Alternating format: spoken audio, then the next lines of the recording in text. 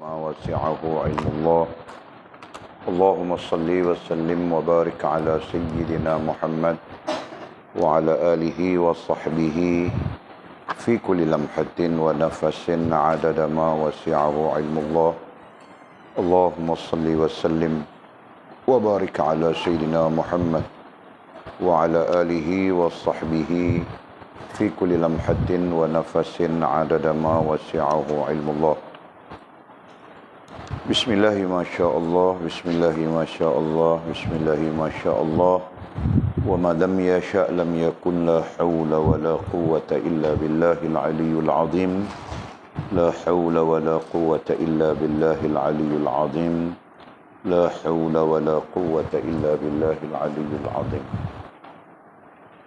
Allahumma arhamna bil Qur'an waj'alhu lana imaman wa nuran wa hudan wa rahmah.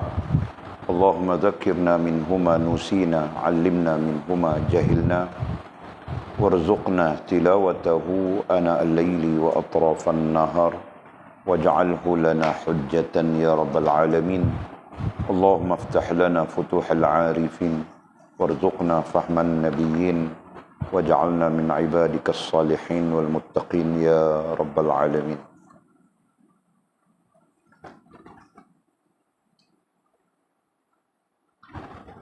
Sampai di mana sudah? 71.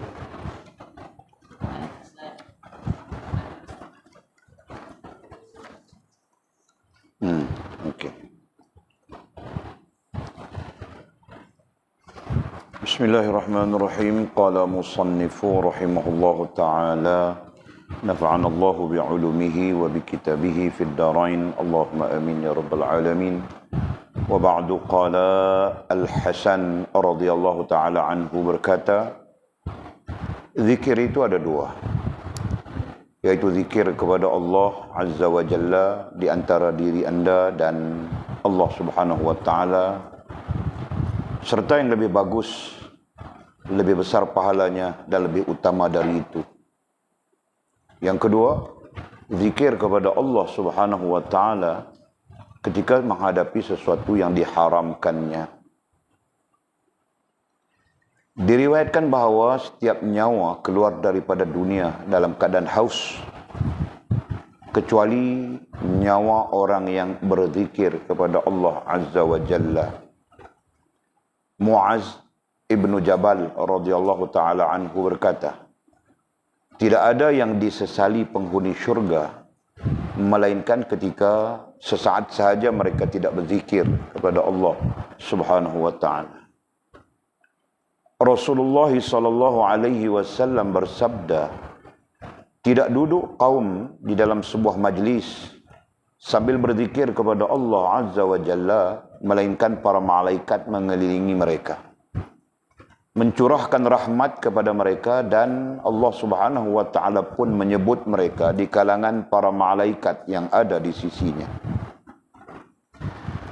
Tiadalah satu kaum berkumpul serta berzikir kepada Allah tanpa menginginkan sesuatu selain keredaannya, melainkan penyeru dari langit memanggilnya, berdirilah dengan keampunan bagimu, keburukanmu telah diganti dengan kebaikan. Tidak duduk satu kaum tanpa berzikir kepada Allah Subhanahu wa ta'ala dan tidak bersalawat kepada Nabi Muhammad sallallahu alaihi wasallam, melainkan kerugian bagi mereka pada hari kiamat. Majlis kebaikan menghapuskan bagi orang mukmin 2 juta majlis keburukan. Abu Hurairah radhiyallahu ta'ala anhu berkata, penghuni langit memerhatikan rumah-rumah penduduk bumi yang disebutkan nama Allah Subhanahu wa ta'ala, sebagaimana mereka memerhatikan bintang-bintang. Sufyan ibnu Uyainah radhiyallahu ta'ala anhu berkata, bahawa jika satu kaum berkumpul untuk berzikir kepada Allah, pasti syaitan dan dunia lari. Syaitan berkata kepada dunia, tidakkah engkau melihat apa yang mereka buat? Dunia menjawab, biarkan mereka, kerana jika mereka telah bersurai, aku akan membawa leher mereka kepadamu. Abu Hurairah radhiyallahu taala anhu meriwayatkan bahawa ia masuk pasar. Ia berkata, aku melihat kamu di sini sementara warisan Rasulullah sallallahu alaihi wasallam dibahagikan di dalam masjid. Orang-orang lalu pergi ke masjid dan meninggalkan pasar. Akan tetapi mereka tidak melihat warisan itu. Mereka berkata, wahai Abu Hurairah, kami tidak melihat warisan dibahagikan di dalam masjid. Abu Hurairah radhiyallahu taala anhu balik bertanya, apa yang kamu lihat? Mereka menjawab, kami melihat sekelompok orang sedang berzikir kepada Allah Azza wa Jalla dan membaca Al-Quran. Abu Hurairah berkata, itulah warisan Rasulullah sallallahu alaihi wasallam. Al-A'masi meriwayatkan hadis dari Abu Saleh, dari Abu Hurairah dan Abu Sa'id Al-Khudri dari Nabi Muhammad sallallahu alaihi wasallam bahawa baginda bersabda, Allah Azza wa Jalla memiliki para malaikat yang selalu memujinya di bumi. Mereka mencatat amalan manusia. Apabila mereka menemui suatu kaum sedang berzikir kepada Allah Azza wa Jalla, mereka menyeru, marilah menuju sasaran. Para malaikat pun datang dan mengiringi mereka. Kemudian mereka kembali ke langit. Allah Subhanahu wa taala bertanya, apa yang hamba-hambaku kerjakan ketika kamu meninggalkan mereka? Para malaikat menjawab, kami meninggalkan mereka dalam keadaan memuji, memuliakan dan mensucikanmu. Allah Subhanahu wa taala bertanya lagi, apakah mereka melihatku? Para malaikat menjawab, tidak. Allah Subhanahu wa taala bertanya lagi, bagaimana seandainya mereka melihatku? Para malaikat menjawab, seandainya mereka melihatmu, nescaya mereka akan lebih banyak bertasbih dan memuliakanmu. Allah Subhanahu wa taala bertanya lagi, dari apa mereka memohon perlindungan? Para malaikat menjawab, dari api neraka. Allah Subhanahu wa taala bertanya lagi, apakah yang mereka melihatnya? Para malaikat menjawab, tidak. Allah Subhanahu wa taala bertanya lagi, bagaimana seandainya mereka melihatnya? Para malaikat menjawab, seandainya mereka melihatnya, nescaya mereka lebih takut padanya dan lebih banyak berusaha menghindarinya. Allah Subhanahu wa taala bertanya lagi, apa yang dicari oleh mereka? Para malaikat menjawab, syurga.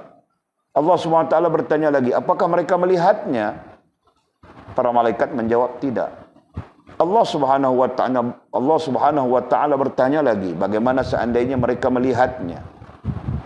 Para malaikat menjawab, seandainya mereka melihatnya, nescaya lebih besar lagi keinginan mereka. Allah Subhanahu wa taala berfirman, aku bersaksi kepada kamu bahwa akulah mengampuni mereka, bahwa aku telah mengampuni mereka. Rasulullah sallallahu alaihi wasallam bersabda, ucapan yang paling utama yang diucapkan oleh aku dan para nabi sebelumku adalah la ilaha illallah wahdahu la syarikalah, yakni tiada Tuhan selain Allah yang Maha Esa, tiada sekutu baginya. Barang siapa mengucapkan la ilaha illallah wahdahu la syarikalah, lahul mulku wa lahul hamdu wa huwa ala kulli syai'in qadir, yakni tiada Tuhan selain Allah yang Maha Esa, tiada sekutu baginya, miliknya kerajaan dan segala pujian. Segala pujian, dia maha kuasa atas segala sesuatu. Setiap hari 100 kali, maka ia diberi pahala sama dengan pahala memerdekakan 10 hamba sahaya. Dituliskan baginya 100 kebaikan dan dihapuskan darinya 100 keburukan. Selain itu, baginya perlindungan daripada syaitan pada hari itu hingga malam. Tidak ada seorang pun memperoleh sesuatu yang lebih utama dari itu selain yang mengamalkan lebih dari itu. Tiadalah seorang hamba yang berwudu kemudian mengangkat kedua tangannya lalu berdoa, asyhadu an la ilaha illallah wahdahu la syarikalah wa asyhadu anna Muhammadan abduhu wa rasuluh, yakni aku bersaksi bahawa tiada Tuhan selain Allah yang Maha Esa, tiada sekutu baginya. Aku bersaksi bahawa Nabi Muhammad sallallahu alaihi wasallam adalah hamba dan rasulnya. melainkan dibukakan baginya pintu-pintu syurga. Ia masuk dari pintu mana sahaja yang disukainya. Baik, alhamdulillah, kita sambung lagi ya pengajian kita. Topiknya adalah zikir. Ya. Dan kita telah pun membincangkan dalil-dalil Al-Quran, hadis, perkataan, pandangan para tabi'in, para ulama, ya, bagi mendukung hujjah tentang zikir, ya. Dan zikir yang kita bincangkan ini bermunculan daripada topik yang lebih besar, yaitu syukur, ya kan? Betul kan? Betul kan, Mizi? Kau main angguk-angguk saja. Betulkah? Ya. Kepala kamu orang yang sepatutnya ingat, bukan Walid. Ha? Nah, jadi zikir yang bermunculan dari sifat syukur. Nah, kalau kita bincang sebelumnya, zikir yang bermunculan dari sifat taubat. Nah, sudah tentu ada perbezaannya, gitu kan? Nah, zikir yang bermunculan daripada sifat syukur. Nah, alhamdulillah, dengan limpah rahmat Allah kita mendengar sudah hadisnya, ayat-ayat Al-Qur'annya, hadisnya, dan pandangan para ulama terkait dengan apa yang kita sebutkan sebagai zikir. Nah, kita sambung lagi. Kata musannif, Al-Hasan radhiyallahu ta'ala anhu berkata, zikir itu ada dua jenis. Ya. Zikir itu ada dua jenis. Pertama, zikir kepada Allah Azza wa Jalla di antara diri anda dan Allah Azza wa Jalla. Serta yang lebih bagus, lebih besar pahalanya dan lebih utama dari itu. Nah, maksudnya zikir yang sifatnya lillahi rabbil alamin. Bukan dikarenakan dengan kerana itu, kerana ini, kerana itu, kerana ini, yang berbagai-bagai kerana, yang beragam kerana. Ya. Zikir yang di antara diri anda dan Allah Subhanahu wa taala, di antara diri kita dengan Allah Subhanahu wa taala. Hal ini Walid ajar sudah. Ya. Allah. Nah, diri kita di sini. Ya, agama di sini. Ya. Nah, zikir yang antara diri kita dengan Allah Subhanahu wa taala. Nah, tiada kerana-kerana lagi. Kalaupun kerana Allah Subhanahu wa taala itu saja. Fahamkah? Nah, apa mungkin begitu? Ya, ada zikir yang banyak kerananya, kerana Walid yang suruh. Nah, jika Walid tidak suruh, kita pun tidak zikir. Nah, itu berarti zikir itu kerana Walid. Faham enggak? Kerana Walid suruh. Yang lain zikir kerana apa? Kerana mau murah rezeki. Nah, sekarang banyak apa? Ya, guru-guru yang menyampaikan menyampaikan pengajaran secara terbuka, menjurus kepada zikir kerana itu, kerana ini, kerana itu, kerana ini, ya kan? Nah, jadi nantinya ada orang yang akan berzikir. Nah, pertama kerana murah rezeki. Yang lain kerana, nah ini zikir atau salawat ya. Zikir atau salawat. Nah, lazimnya begitu saja. Nah, kerana apa lagi? Tambah bini. Nah, Mizi bilang ini Mizi ya. Kerana tambah bini. Betul? Ada apa itu? Jadi dia bilang, kau salawat ini, nanti kau boleh tambah bini. Ya kan? Dari 1 jadi 2, dari 2 jadi 3, dari 3 jadi 4. Nah, ada lagi. Ketiga, ada yang zikir untuk tambah laki, adakah tambah laki? Tidak? Tidak? Nah, macam-macam lagi lah. Zikir kerana tolak bala ke, macam-macam. Yang murah rezeki. Ada boleh dengar baru dengar dari YouTube sana. Zikir, bukan dari YouTube, dari Facebook sana. Untuk tidak putus wang. Supaya tidak putus wang dan sebagainya, macam-macam. Jadi kita katakan dan lain-lain. Ya. Boleh faham tak? Banyak ramai yang mengajar begitu. Dan Walid harap kamu orang jangan begitu ya. Nah, ini disiplin ilmu Walid. Nah, Walid tidak tahu ilmu orang lain, ya. Disiplin ilmu Walid jangan begitu. Bahkan kita perlu belajar semua ini. Ya, semua ini. Yang kita zikir, yang apa sekalipun, semuanya dikarenakan Allah Subhanahu wa taala. Ya.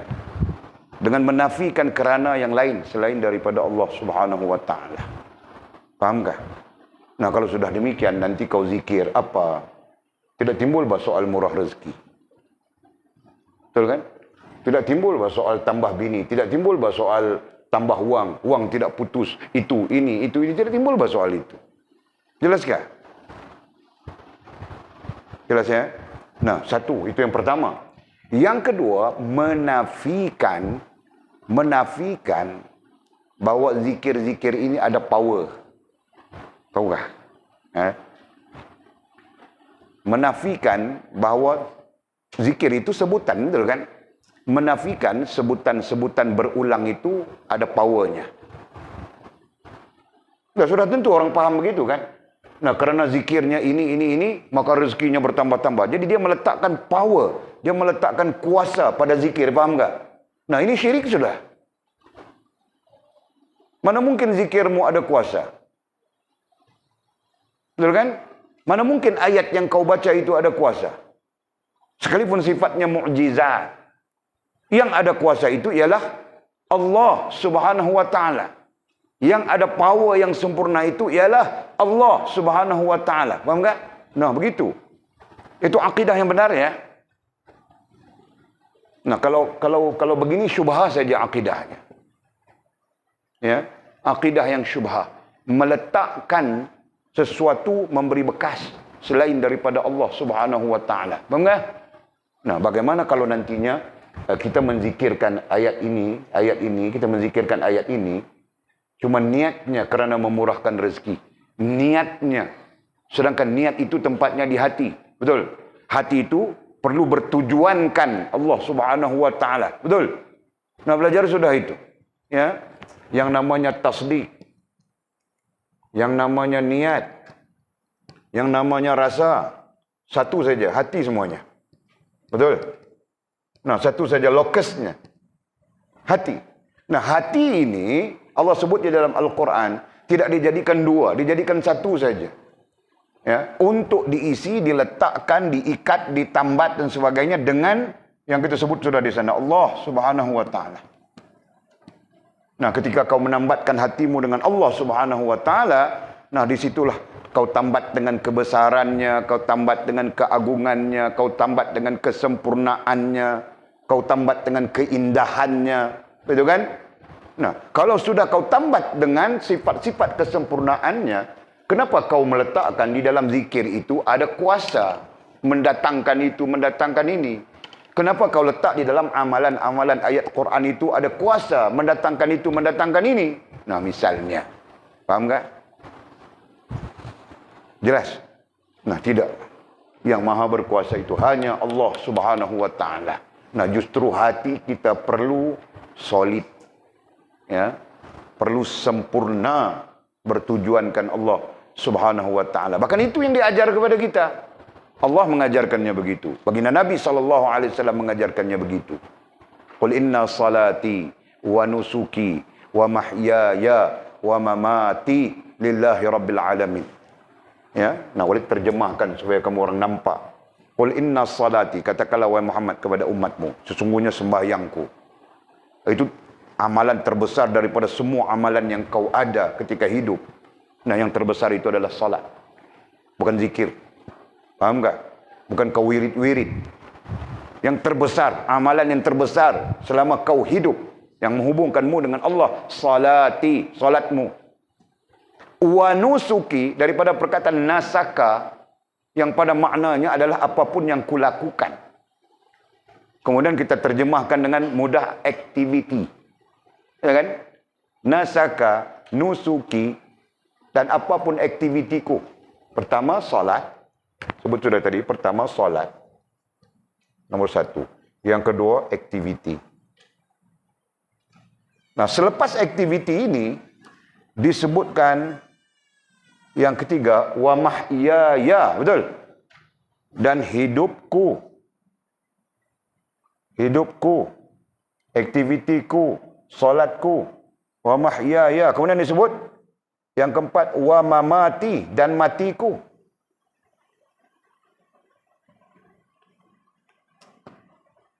Ya, dan matiku. Semuanya ini. Nah, lillahi rabbil alamin. Betul? Nah, solatku sebagai kepala kepada amalan. Ya, aktivitiku, nak apapun kau lakukan, bersosial, berekonomi, berpolitik, berundang-undang, berkerohanian. Nah, itu termasuk di sana. Ya. Kemudian lagi, hidupku. Nah, ketika kau hidup, kemudian matiku, antara hidup dan mati. Hidup, sebelum mati ada aktivitinya kan? Nah, semuanya lillahi rabbil alamin. Jadi di mana?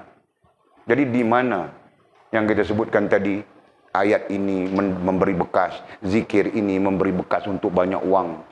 Ya? Salawat ini memberi bekas untuk rezeki turun di depan rumah, macam-macam lagi. Kan? Fahamkah? Ini yang terjadi. Jelas? Ya. Nah, jadi berdasarkan kepada fakta ini, nah kita bercakap sekarang. Ya, kita bercakap sekarang. Yang disebut oleh mursyid, musannif kitab kita, diri kita, dirimu dan Allah Subhanahu wa taala. Ya. Nah, itu jenis yang paling bagus, jenis yang paling aula. Kita katakan ini nomor satu. Okey? Jadi pastikan kita belajar dari sini ya. Nisbah kepada syukur ya, kita sedang bercakap tentang syukur. Nah, ini pun kamu orang lupa-lupa saja. Tadi ku tanya Mizi terpinga-pinga saja. Ya, kita belajar tentang sifat syukur. Nah, di bawahnya keluar satu perkara namanya zikir. Nanti ada lagi. Ya, yang keluar dari sana. Strukturnya begitu. Jadi setiap orang perlu ingat strukturnya dalam kajian kitab.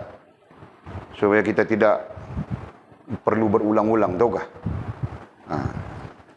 Okey. Nah, katanya zikir pertama, zikir kepada Allah Azza wa Jalla di antara diri anda dan Allah. Nah, itu maksudnya.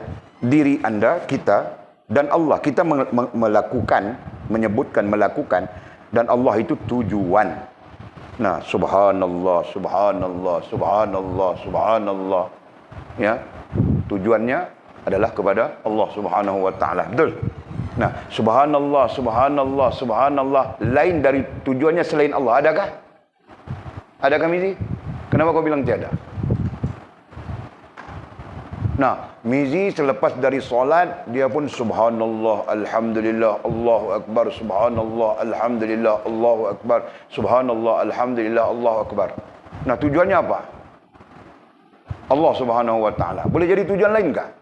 Nah, contoh tambah bini. Jadi kau zikir subhanallah, alhamdulillah, Allah akbar, tambah bini. Nah, mesti ada orang yang mengajar kau begitu kan? Nah, jika tidak, kau tidak akan menyebutnya begitu kan? Nah, nampakkah? Rentetan ada orang yang menyatakan kita tidak tahu menahu, nah kita terima saja, kita pun zikirkan begitu, nampakkah? Nah, kalau Walid mau contohkan apa? Subhanallah, alhamdulillah, Allah akbar. Bakal bapak mertua ada di tepi. Walid mau contohkan gitu kan. Nah, dia pun lagi kuat bahwa subhanallah, alhamdulillah, matanya alhamdulillah, Allah akbar. Menjadi begitu kan. Nah, contoh atau lain-lain, paham tak?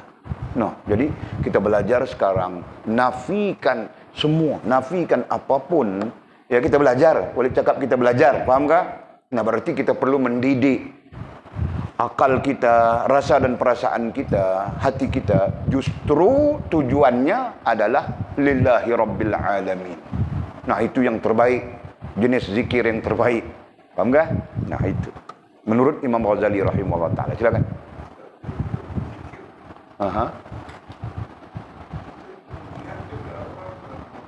Okey.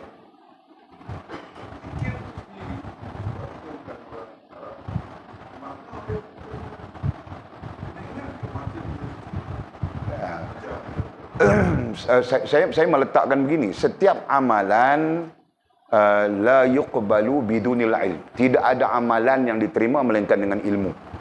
Itu dasar dia. Ya kan? Bahasa mudah cakap, kita kena ada ilmu untuk beramal. Itu bahasa mudah kita bercakap. Kenapa? Nah, bila kita tidak ada ilmu, jadi kita pun tak tahu maksud dia.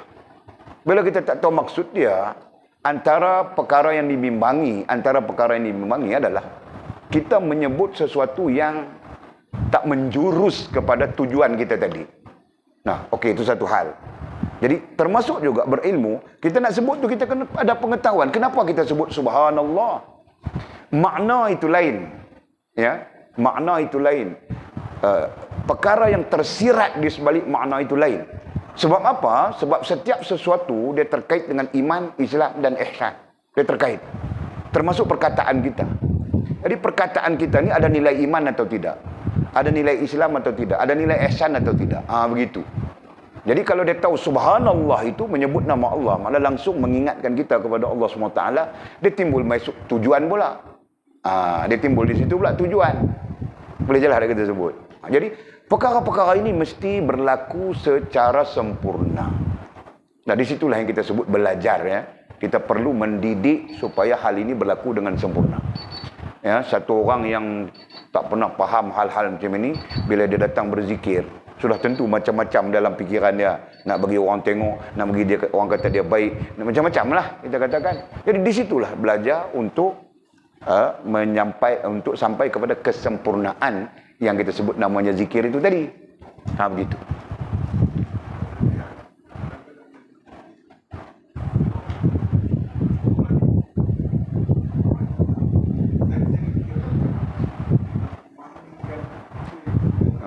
Okey. Jadi dalam konteks dalam konteks ilmiah, dia tak timbul soal zikir laju, zikir lambat. Dia timbul soal betul tak zikir tu. Kan? Termasuk betul atau tidak itu, kenapa, mengapa, tujuannya apa. Itu maksudnya. Dan selebihnya adalah adab lah. Selebihnya dilihat dari sudut adab lah. Dan kenapa perlu berlaju-laju. Zaman Rasulullah tak timbul, tapi zaman sahabat pernah menegur seseorang yang dia menyebut dengan begitu laju. Kan? Jadi sahabat pun bertanya, kenapa kau menyebut begitu laju? Ada dalam teks mana kita tak ingat. Dia menyebut begitu laju, bukan setakat laju, bahkan kuat. Kan?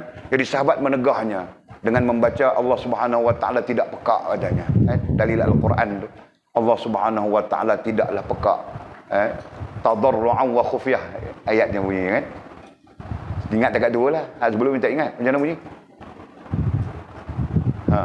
Bunyi betul kan? Jadi dengan penuh rendah diri dan takut kepada Allah SWT. Jadi satu, ditegur oleh sahabat pasal kuat. Yang keduanya pasal laju. Kan? Kenapa kau menyebutnya seperti unta yang terputus daripada tali tambatan, kiasannya tu, kiasan majasnya. Jadi dia kata, aku takut aku tidak menyampai kepada bilangan yang sepatutnya. Jadi dia ada bilangannya lah. Dan itulah di antara dalil yang menjadi zikir berbilang ini harus. Kan? Yang Wahabi kata bid'ah ni zikir berbilang ni. Jadi zikir berbilang ini harus. Itu salah satunya. Jadi aku takut tak sampai kepada bilangan, kerana itu aku laju. Sahabat tegur pula. Sahabat kata, kalau kau demikian, takut apa yang kau sebutkan itu tidak benar. Kan? Sahabat ni adalah ajam, bukan Arab. Jadi sahabat Arab ni dia menegur, sahabat ni takut dia sebut tak betul kerana dia bukan Arab, dia orang ajam. So bila orang ajam menyebut kalimah Arab, mungkin jadi tak betul. Itu. Kan? Itu pelajaran lah untuk kita, kan, sikit sebanyak. Jadi buat apa nak laju-laju? Kecuali kita dah mahir dengan sebutan tu. Kita dah mahir dah. Contoh subhanallah, alhamdulillah, Allah akbar. Kita mahir sangat dah. Okey, tak apa. Subhanallah, alhamdulillah, Allah akbar, subhanallah, tak apa. Yang ditakuti yang kita tak mahir.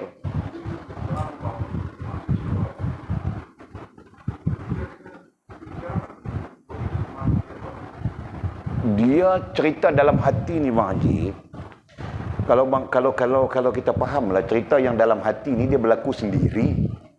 Contoh, Tapi walau bagaimanapun dia tertakluk kepada bagaimana kita melatih diri kita lah, bagaimana kita mengajar diri kita, melatih diri kita. Contoh lah, macam saya duk ajak zikir nafsi. Sekarang ni kita sebut dengan lidah kita. One day bila kita dah faham dah, lidah kita tak perlu sebut pun, hati kita yang akan menyebutnya. Sama ada hati kita tu menyebut maknanya ataupun hati kita menyebut perkataan itu sendiri. Dia akan jadi begitu. Dan benda ni dia nak menyebut macam mana, dia nak menyebut macam mana hati, dia nak menyebut makna macam mana dalam keadaan dia tak tahu. Di situlah peranan ilmu tadi. Sebab itu dalam kaedah, dalam cabang tasawuf ni dia ada ilmu, kita sebut ilmu zikir pun boleh kan. Dia panggil ilmu tarikat tu ilmu zikir lah. Dia ada ilmu zikir ilmu zikir dia ada. Jadi nak bagi tahu kat kita kata zikir pun kena ada ilmu. Bila tak ada ilmu, dia tak tahu apa tujuan subhanallah. Apa tujuannya alhamdulillah. Apa tujuannya Allahu Akbar. Contoh kita sebutkan tadi dalam teks yang kita baca. Tujuan la ilaha illallah wahdahu la syarikalah. Dia bukan tahu pun. Kan? Jadi buah tak tahu ni lah yang selalu menjadi permasalahan. Orang habaq kata hak ni zikir ni boleh menyebabkan rezeki turun laju macam hujan. Jadi dia akan berzikir benda tu dengan tujuan rezeki turun laju macam hujan. Sebab tak adanya ilmu dia tentang itu. Contoh. Kan? Dan lain-lain lah kita katakan. Jadi kita ni mudah menerima dan buat kerana kita menganggap itu ilmu. Padahal dalam ilmu dia tak ada cerita pun pasal itu. Tak sebut pun. Kalau ada pun yang menyebutnya berdasarkan kepada pengalaman. Itu adalah pengalaman orang-orang soleh misalnya kan. Jadi dia mengamalkan zikir ini. Jadi dia amal jadi dia dalam keadaan mudah saja hidup dia. Jadi persoalan besarnya, adakah kerana zikir itu? Kan? Itu yang perlu dikaji. Saat ni kalau kerana zikir itu, maka tiba-tiba muncul Mizi, take curi sekerap. Mizi, take curi sekerap. Dia pun dengar kok surau kita duk sebut zikir ini menyebabkan rezeki masuk laut turun macam hujan. Dia pun berhenti curi sekerap, dia duk zikir kat tu ya. Misalnya kan, baguslah dia berhenti curi sekerap tu. Tapi dia berpegang dengan zikir tu saja. Zikir tu menyebabkan rezeki turun macam hujan. Itu adalah satu kesalahan pula lah. Itu isu tu. Boleh nampak tak kita punya konsep zikir itu sendiri. Baru-baru ni Walid ada ajarkah? Kenapa kita sebut subhanallah? Ya kan? Kenapa kita sebut alhamdulillah? Kenapa kita sebut Allahu Akbar? Nah itu sebagai dasar untuk kamu orang nanti ke depan, bahawa setiap yang kau mau zikirkan, kau mau sebutkan itu, ya, ada tujuannya, ada maknanya, ya kan? Dan sifatnya adalah hubungan dengan Allah SWT dan perhubungan dengan Allah SWT. Macam boleh clear tak saya sebut tadi tu?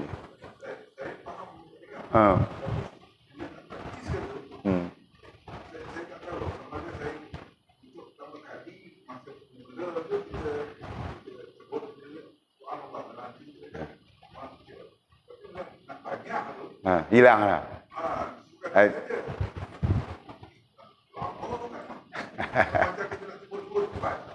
Okey. Kita kena lihat dari sudut bagaimana kita mendidik. Sebab rohaniah ni kita kena didik. Dia tak ada orang yang main-main rohaniah dia. Macam jasmaniah juga. Kita kena didik. So, pendidikan itulah nantinya membantu kita untuk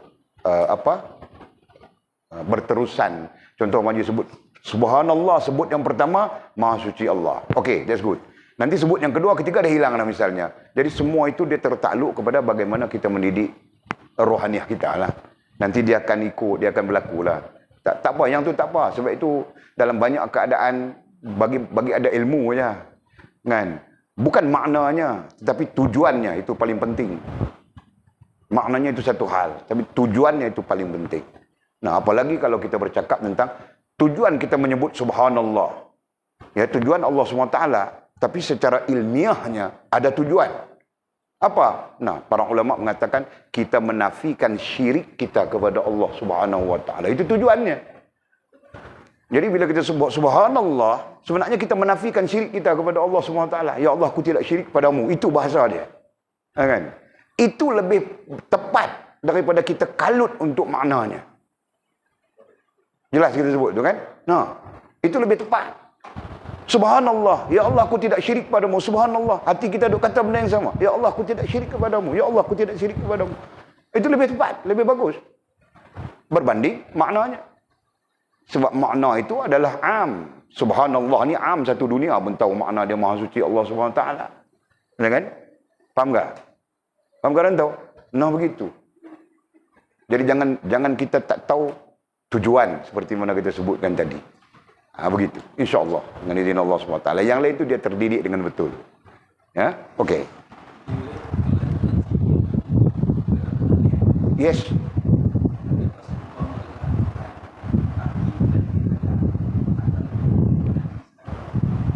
Dia, itulah yang kita nisbahkan kepada ilmu tadi. Jadi dalam ilmu, jika yang kau zikirkan itu ayat Allah, kau tetap terikat dengan tartil. Kan? Kalau kita zikirkan itu asma Allah SWT, tetap kita terikat dengan tartil. Lagi kita nak zikir apa lagi selain ayat Allah, selain asma Allah, selain yang terkait dengan Allah SWT. Nah, berarti kita tetap terikat dengan tartil dia. Kan, nak sebut subhanallah, mana boleh sebut? Kita kena ikut macam mana Nabi sebut. Nabi sebut penuh tertil, kita pun kena sebut penuh tertil. Begitulah. Walaupun ada kita dengar, contoh kita dengar daripada Jepun. Saya dengar satu video di Facebook Jepun, mereka berselawat apa semua kan. Memanglah kelang kabut sebab mereka ajam. Kan? Jadi selama mana dia ajam, dia tak mungkin nak boleh betul seperti Arab. Itu jelah kan. Jadi itu termasuk darurah. Jadi hal-hal yang darurah tak ada hal kan. Macam Jul dia sebut siratal ladzi. Dari dulu sampai sekarang. Siratal ladzina, itu darurah. Kan Jul? Jadi kau tidak perlu risau, betulkah solatku, betulkah Fatihahku? Betul bah Jul? Ya, tetap betul. Nah, kenapa? Karena darurahnya Jul tidak boleh menyebut huruf ra. Cina pun dia tak boleh sebut huruf ra. R. Cina mana ada R kan? Mali. Lu Mali sini Mali. Dia tak boleh sebut mari. Kalau dia nak sebut, dia kena pakai perkataan datang. Kan? Itu Cina. Contoh. Jadi jadi itu adalah darurah. Okey? Nah, jika tidak boleh, jadi kau tidak perlu paksa-paksa. Nanti kau tarik lidah kau Jul, kau paku di pokok durian itu, lidah kau tarik, kau kikis. Jangan kau Jul. Okey, berdalilkan burung kakak tua pun boleh bercakap, kenapa aku tidak boleh? Jangan Jul. Ya.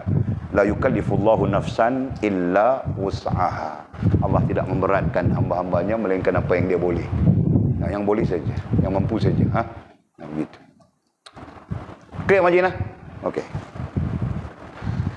Jadi itu maknanya zikir kepada Allah Azza wa Jalla di antara diri anda dan Allah. Di antara diri anda dan Allah SWT. Nah, itu maknanya lillahi rabbil alamin. Ya. Jadi tidak dikeranakan dengan kerana yang beragam. Ya. Kerana beragam. Nah, tadi Mizi pun sebut ada orang yang zikirnya kerana mau kasih perempuan suka dia. Ya kan? Jadi dia pun baca apa? Azuyyina lin-nasi hubbus syahawati minan nisa wal banina wal qanatiril muqantarati minaz zahabi wal fiddah. Nah, dibacanya 40 kali satu hari. Ya kan? Ada apa? Ada orang yang mengamalkan begitu. Jadi dia datang tanya Walid, saya amalkan ini, salahkah betul? Walid pun, apa yang kau amalkan? Dia pun baca ayat yang Walid bacakan tadi. Dia bilang, kenapa kau amalkan ini? Ini untuk apa ya? Untuk orang perempuan suka. Dia bilang, Astaghfirullahaladzim. Untuk orang perempuan suka. Mana ada nas, mana ada dalil, mana ada hujjah, mana ada pandangan ulama menyatakan tentang ayat itu dibaca untuk orang perempuan suka. Mana ada? Kan? Nah, merapu saja. Jadi kemerapuan begini yang perlu dielakkan. Faham tak? Jangan. Okey. Kemudian ayat lanjutnya, serta yang lebih bagus, lebih besar pahalanya dan lebih utama dari itu. Nah, serta yang lebih bagus maksudnya apa yang kau zikirkan. Nah, nanti apa yang kau zikirkan itu pasti sudah ya, pasti sudah yang kau zikirkan itu lillahi rabbil alamin ya. tidak dikeranakan dengan kerana yang beragam. Nah, jadi katanya yang lebih bagus nanti ada zikir, ada ucapan yang lebih bagus di sana. Ya. Lebih besar pahalanya dan lebih besar pahalanya ai kebajikannya di sisi Allah SWT, pahalanya ai kebajikannya di sisi Allah, dan lebih utama dari itu, lebih utama dari apa yang kita sebutkan. Contoh, ya. Ada dalil yang menyebut ada zikir yang utama. Contoh, afdaluz zikri la ilaha illallah bima qala Nabi sallallahu alaihi wasallam. Itu yang disebut oleh Nabi sallallahu alaihi wasallam. Afdaluz zikri, ya, zikir yang afdal, la ilaha illallah. Nah, itu contoh. Nah, di sana menggambarkan apa? Menggambarkan setiap yang kita zikirkan itu ada kelebihannya tersendiri. Ya. Nah, itu gambarannya. Ya. Jadi kalau yang ini hanya zikirnya Allah, Allah, Allah, Allah misalnya. Yang ini zikirnya subhanallah, alhamdulillah, Allah akbar misalnya. Nah, yang lain menyebut la ilaha illallah wahdahu la syarikalah misalnya. Nah, semua itu mempunyai kelebihannya tersendiri dari sudut kebajikan di sisi Allah Subhanahu wa taala. Paham tak? Nah, jadi pada keseluruhannya tertakluk kepada bagaimana tujuan kita. Ya. Ya, jika tujuan kita lillahi rabbil alamin, nah nanti apa yang kita zikirkan itu akan memberi kebaikan yang besar kepada kita. Jelaskah? Nah, itu contohnya. Nah, jangan tujuannya tidak betul. Apabila tujuannya tidak betul, maka mungkin akan memberi kebaikan satu sisi, tapi keburukan pada sisi lain. Mungkin begitu. Ya. Kebaikan pada sisi mana? Kebaikan pada sisi mungkin bilang tadi tujuannya supaya tujuannya supaya orang perempuan suka misalnya, tujuan. Nah, mungkin dia akan dapat kebaikan dari sudut itu, tetapi dalam urusan hubungan dengan Allah SWT menjadi rusak. Paham tak? Nah, itu contohnya. Nah, timbul pertanyaan, kenapa mungkin nantinya terjadi dia zikirkan itu tujuan supaya perempuannya suka, berlaku betul? Kenapa? Nah, itu pertanyaannya. Jadikan itu sebagai pertanyaan. Kajian kita bermula dengan falsafah pertanyaan. Ya. Nah, kenapa soalan tadi ya kita keluarkan tiba-tiba? Kenapa tujuannya tidak betul? Tujuannya bukan Allah Subhanahu Wa Taala. Dia berzikir dengan zikir tertentu, bacaan tertentu. Nah, tujuannya bukan Allah Subhanahu Wa Taala. Tujuannya untuk mendapatkan sesuatu yang kita contohkan tadi, seperti mau orang perempuan suka kepada dia misalnya. Yang orang perempuan pun menzikirkan sesuatu supaya orang lelaki suka kepada dia misalnya. Ya. Jadi kemudian memang terjadi betul. Ya, terjadi betul. Yang si Mizi orang perempuan suka saja sama dia, pandang-pandang dia saja. Lalu saja macam pakai minyak wangi. Apakah minyak wangi apa? Kalau lupa sudah ada dalam iklan Facebook itu kan. Semua orang tengok dia syok saja semua. Yang perempuan pun sama saja. Nah, apakah kerana makbulnya ataupun berlakunya, jadinya yang dibacakan tadi? Nah, para ulama menjawab ya. Boleh jadi. Boleh jadi apa yang dibacakan tadi menjadi. Nah, begitu. Kenapa? Nah, para ulama menjawab, kerana ada unsur kau memuja. Nah, itu. Faham kan? Walaupun yang kau sebutkan itu satu bacaan. Ya, contoh yang kita bacakan tadi apa? Zuyina linnasi hubbus syahawat minan nisa wal banina wal qanatiril muqantarati minaz zahabi wal fiddah. Nah, itu berupa bacaan. Ya, ayat Al-Quran bahkan. Tetapi di sana ada unsur kau menggunakan ayat itu dan memuja. Faham kan? Nah, itu puncanya.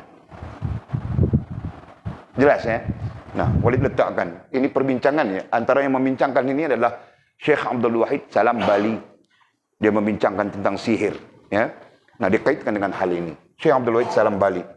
Okey. Jadi katanya, pertama kita letakkan tujuan.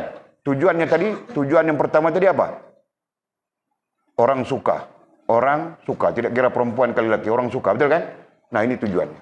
Kemudian, dia menyebut yang menjadi amalannya itu kan, kita sebutkan sebagai zikir. Zikir itu artinya disebutkan, dilafazkan berulang-ulang. Itu makna zikir kan? Nah, zikir artinya disebut berulang-ulang. Nah, dia mengulang-ulang sebut ayat kah, doa kah, apa yang tadi berulang-ulang.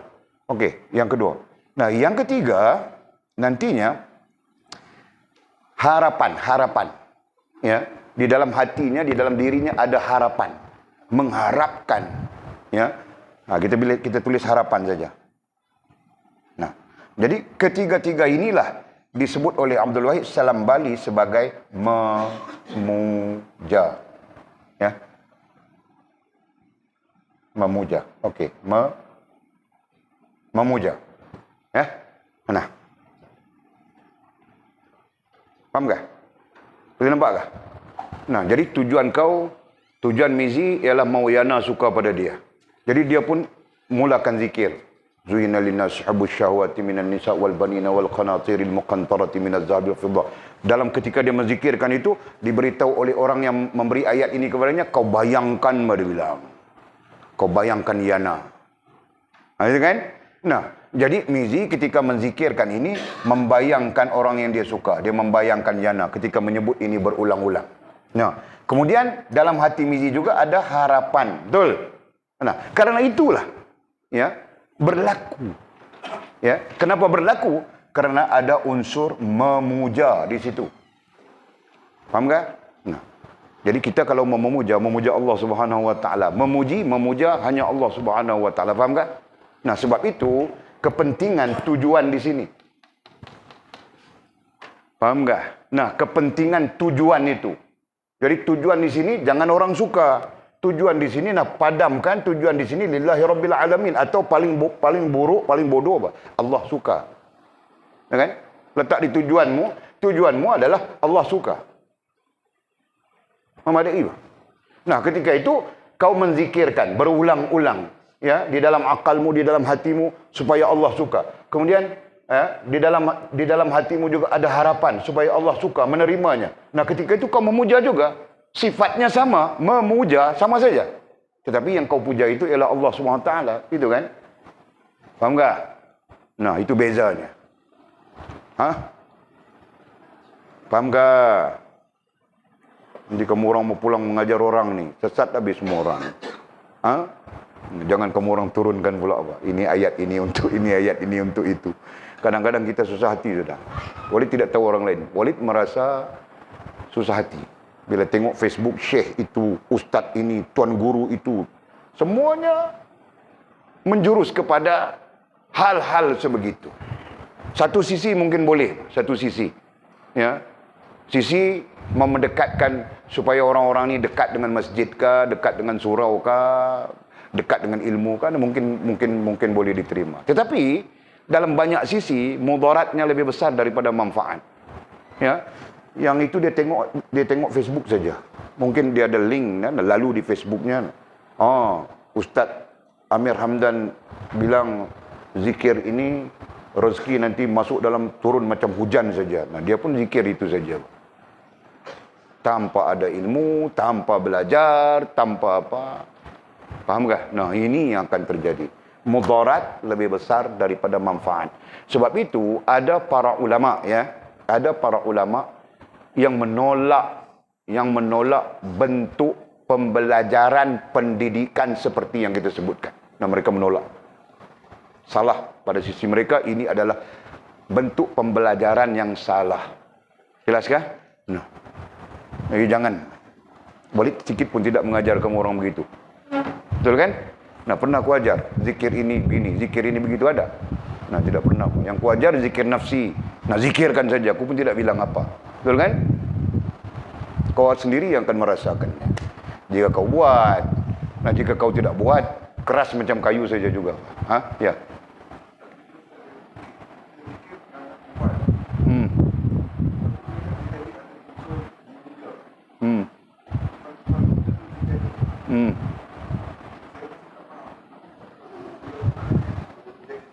Okey. Kita sebut unsur memuja. Pertama kita bercakap tentang unsur memuja dulu. Tadi masa saya duduk cerita tadi Manji terpejam mata. Tengok terpejam mata tadi. Okey. Unsur memuja dia ada 3 sifat ni. Unsur memuja tu dia ada 3 sifat ni. Pertama, tujuan. Jadi tadi kita sebut kita tak sebut Allah SWT sebagai tujuan. Kita sebut tadi perempuan. Tujuannya kalau orang lelaki dia perempuan lah.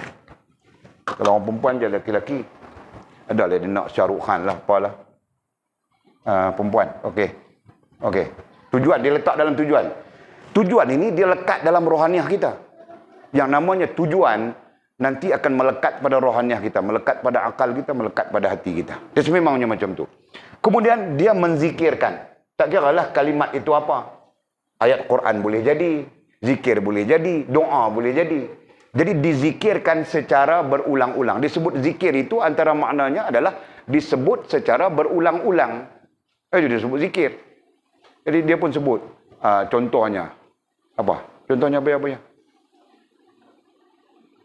Ya Qahar Yana. Ya Qahar Yana. Ya Qahar Yana.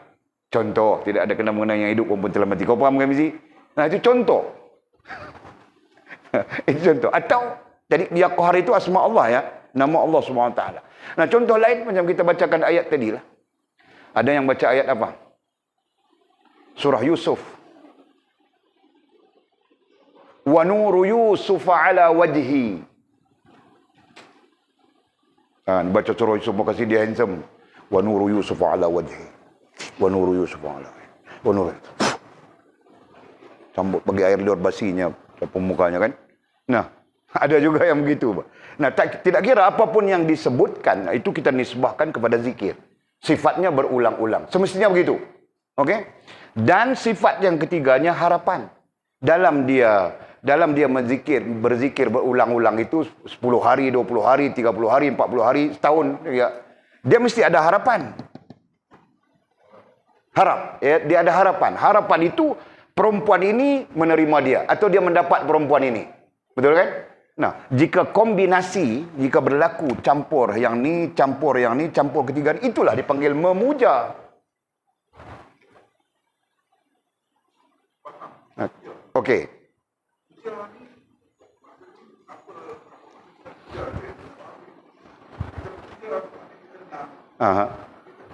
Dia cerita dia begini. Pertama sekali, puja adalah istilah menggambarkan kebiasaan, kelaziman, selalu, sentiasa. Itu dipanggil puja.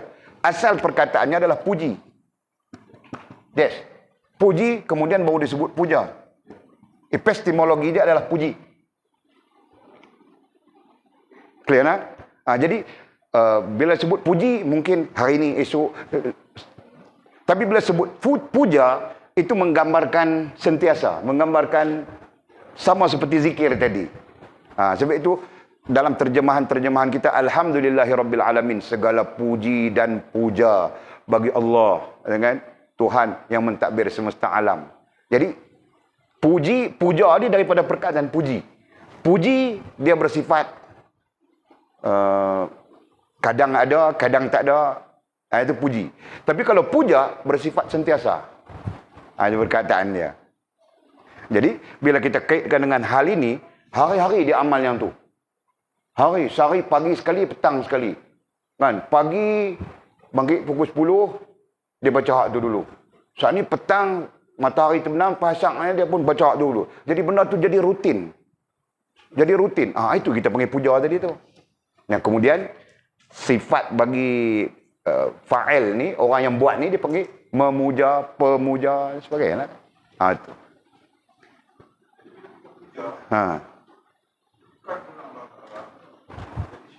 Syirik lah. Memang syirik pun kita duk cakap tentang hal-hal yang membawa kepada syirik, sama yang kita duk bincang sini tadi ni.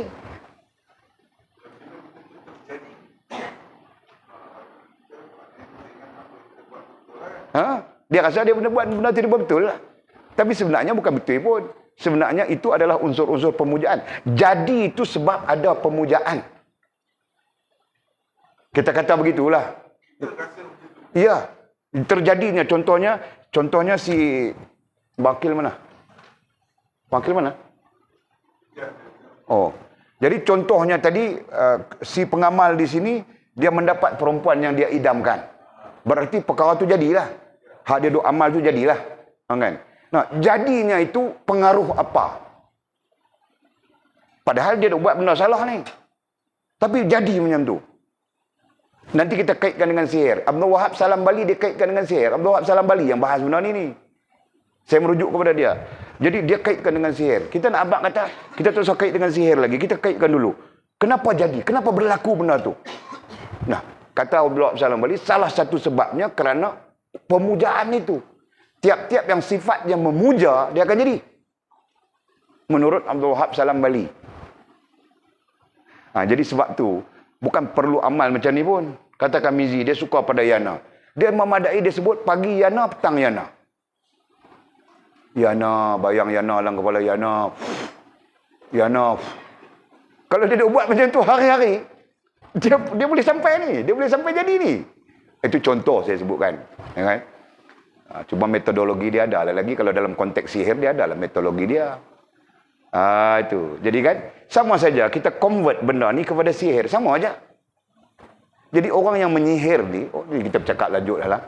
Orang yang menyihir ni, okay, dia pertama sekali, dia ada tujuan dia. Dia mesti set tujuan dia. Yang kedua, dia mengulang-ulang sebut. Apa yang dia nak sebut? Apa perkataan dia nak zikirkan? Dia nak katakan tu perkataannya apa? Kan? Celaka, celaka, celaka, celaka, celaka, celaka, celaka. Misalnya kita katakan. Kemudian harapan dia kawan ni kena celaka. Kawan hadir dia sebut tadi kena celaka. Jadi bila komplit pemujaan tu berserta dengan metod-metod lain lah kalau sihir ni, dia berlaku lah benda tu. Jadi sifat dia tetap memuja. Itu beza dia. Boleh nampak idea? Jadi bukan salahnya memuja itu. Salahnya memuja itu perkara yang salah. Cuba kita memuja di sini tu kita tukar tadi. Bang ni tengok-tengok tiba Allah Ta'ala di sini kan. Cuba kita tukar di sini. Bukan perempuan yang kita puja. Bukan lelaki yang kita puja. Yang kita puja di situ adalah Allah Subhanahu Wa Ta'ala. Ya kan? Itu maksud kita tu. Jadi bila kita puja Allah Subhanahu Wa Ta'ala, tak salah. Allah pun sebut dalam Quran. Alhamdulillah kita terjemah tadi dah. Segala puji dan puja bagi Allah Subhanahu Wa Ta'ala. Jadi bila kita puja Allah Subhanahu Wa Ta'ala, itu adalah sesuatu yang baik. Itulah zikir yang kita kaitkan dengan isu kita. Zikir dalam keadaan kita memuji dan memuja Allah Subhanahu Wa Ta'ala. Dia layak dipuji dan dia layak dipuja, begitu kan? Sama lah. Yes. Macam tu. Jadi sebab itu dalam zikir nafsi kita tak dedah lagi. Kita nak bagi jadi amalan dulu. Bila dah ada amalan baru kita dedahkan. Pasal apa kita kata hasbunallahu wa ni'mal wakil, ni'mal maula wa ni'mal nasir ketika kita qiyam? Pasal apa ketika kita rukuk nanti kita baca, kita zikir apa? La haula wa la quwwata illa billahil aliyil azim. Pasal apa kita ketika i'tidal kita baca la ilaha illa anta subhanaka inni kuntu minaz zalimin, dan begitu seterusnya. Semua benda itu akan diberi pelajarannya supaya kita beramal dalam keadaan ada ilmu, bukan kita amal buta macam tu saja, kan? Okey. Yang mana? Jadi contoh beginilah kita sebut tadi. Kalau tujuannya Allah, zikirnya nanti berbagai, kemudian harapan itu tetap dia akan, harapan ni dia ikut tujuan, kan? Jadi kalau harapan dia Allah Subhanahu Wa Ta'ala suka dia, sayang dia, maka itulah yang akan terjadi. Tapi kalau harapan di sini Yana yang suka, yes, semestinya begitu. Kalau setakat suka saja Kak Yana di sini, dia suka beda-beda nak cok-cok, jadi tetap berdosa apa tu juga lah. Berdosa daripada awal sampai habis. Faham tak Mizi? Aku suka kau faham. Jadi kau jadi anak aku yang faham. Nanti menikah anak orang pun kau faham. Itu bagus.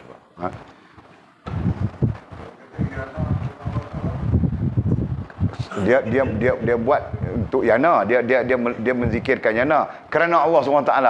Itu dia dipanggil apa kita sebut istilah kita itu, kerana yang beragam. Itu dipanggil kerana yang beragam. Dia yang beragam kerana, kalau ikut dalam kaedah ilmiah tetap tak dipakai. Tetap tak boleh pakai. Itu. Jadi Mizi dia zikirkan ini pertama kerana dia nak Yana. Nombor dua kerana Allah SWT ada juga. Bukan kerana Allah SWT, kerana nak Yana. Nombor dua kerana nak mak mentua dengan pak mentua. Kan? Nombor tiga kerana itu, nombor empat kerana ini. Last sekali baru Allah Subhanahu Wa Ta'ala. Mungkin begitu. Jadi di situ dipanggil kerana yang beragam. Selama mana dikeranakan dengan kerana yang beragam, sepakat para ulama tertolak kita punya amalan. Itu. Kan?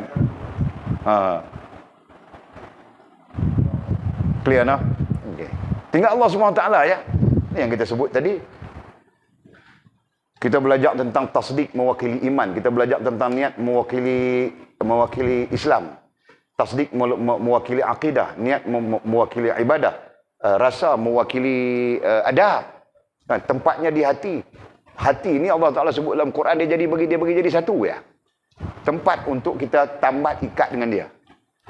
Kan? Jadi sampai-sampai kita faham tujuan itu ialah apa yang ditambat di dalam akal dan hati kita, dalam hati kita. Tak ada lain melainkan Allah SWT. Itulah dalil Al-Quran ajak kita, qul inna salati wa nusuki wa mahyaya wa mamati, kita susun di sini tadi, lillahi rabbil alamin.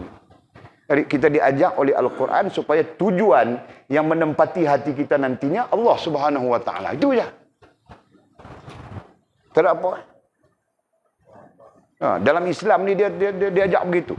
Dalam agama kita dia ajak begitu. Sampai-sampai kepada peringkat bercerai pun kerana Allah Subhanahu wa taala. Bertemu, berpisah kerana Allah Subhanahu wa taala. Sampai begitu. Kalau kita nak kira daripada segi pahaman rasional manusia ni, mana ada bertemu, berpisah kerana Allah Subhanahu wa taala? Bertemu, iyalah berpisah kerana tak ada. Kan? Tapi Islam ajak kita berpisah pun kerana Allah Subhanahu wa taala. Sampai begitu sekali. Kan? Bercerai pun kerana Allah Subhanahu wa taala. Menikah kerana Allah Subhanahu wa taala. Nanti bercerai kerana Allah Subhanahu wa taala. Jadi nak habaq apa? Nak habaq kata keadaan itu sentiasa dalam keadaan yang baik yalah. Itu ya. Kan? Ini menikah kerana syok.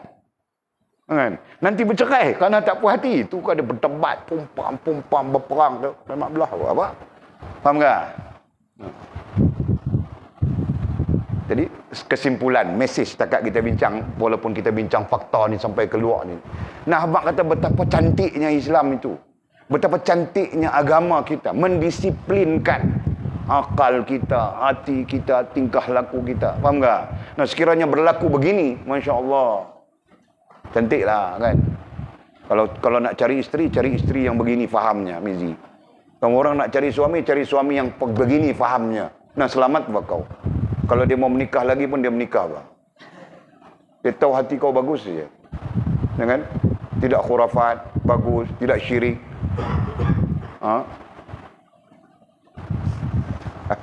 Kalau begitu kami tidak mau, Bapak Walid. Biarlah macam mana mau jadi pun kami tidak mau. Itu kau yang syirik, bukan dia.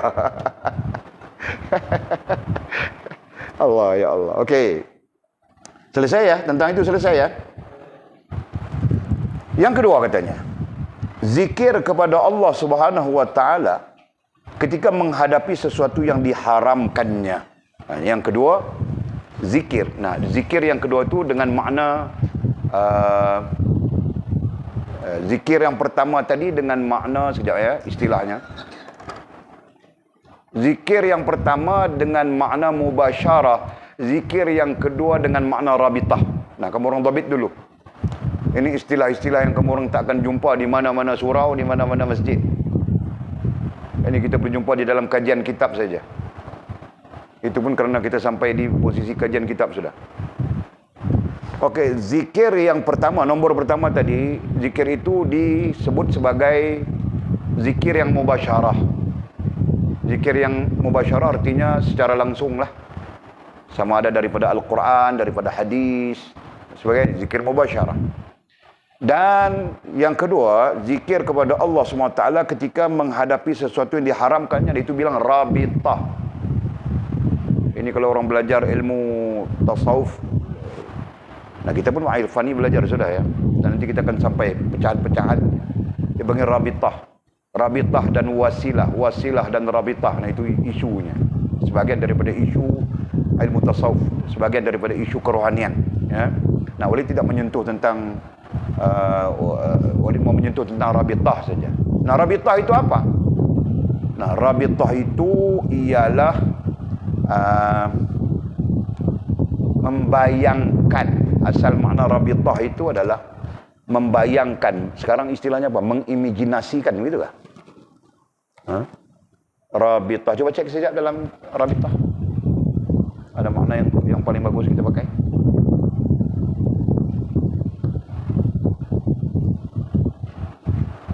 Nah, contoh ya, contoh. Jul mau buat jahat. Ketika dia mau buat jahat saja, dia membayangkan wajah mamaknya. Itulah rabitah. Dia pun tidak jadi buat jahat. Paham gak, Jul? Nah, itu rabitah. Sekali dia mau buat jahat, apa jahat dia mau buat, tahu gak? Dia mau buat apa? Dia mau curi kambing.